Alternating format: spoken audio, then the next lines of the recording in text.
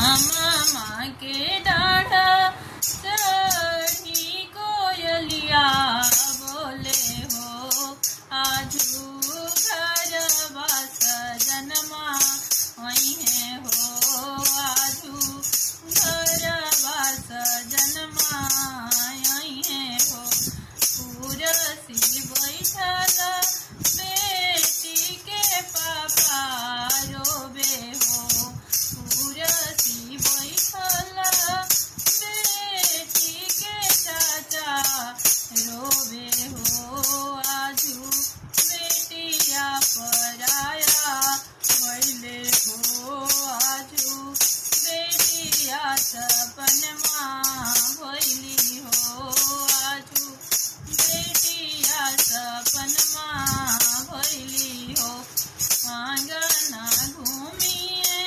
भैया समझावत रहली हो आंगना घूमिए भैया समझावत रहली हो आजू पापानी चिंतवा भइली हो आजू पापानी चिंतवा भइली हो मचिया बैठले बेटी के मम्मी रोबे हो